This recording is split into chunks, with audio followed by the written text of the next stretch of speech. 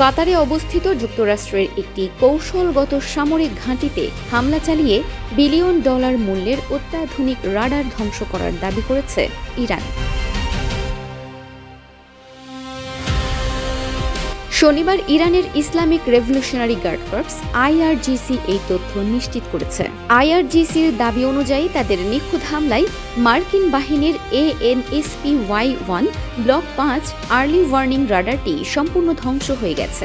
তবে এই বিশাল ক্ষয়ক্ষতির বিষয়ে এখন পর্যন্ত মার্কিন প্রতিরক্ষা সদর দপ্তর, পেন্টাগন বা সেন্ট্রাল কমান্ড থেকে কোনো আনুষ্ঠানিক প্রতিক্রিয়া পাওয়া যায়নি। ধ্বংস হওয়া রাডারটির আনুমানিক বাজার মূল্য প্রায় $1.1 বিলিয়ন বা বাংলাদেশি মুদ্রায় 13,000 কোটি টাকারও বেশি। এটি মূলত মার্কিন ক্ষেপণাস্ত্র প্রতিরক্ষা ব্যবস্থায় প্রধান নজরদারি যন্ত্র হিসেবে কাজ করে।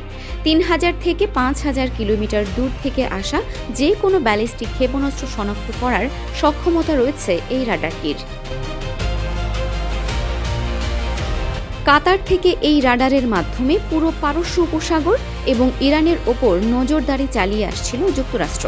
প্রতিরক্ষা বিশেষজ্ঞদের মতে, ইরানের এই দাবি সত্যি প্রমাণিত হলে এটি হবে গত কয়েক দশকের মধ্যে মার্কিন সামরিক সক্ষমতার ওপর সবচেয়ে বড় আঘাতগুলোর একটি।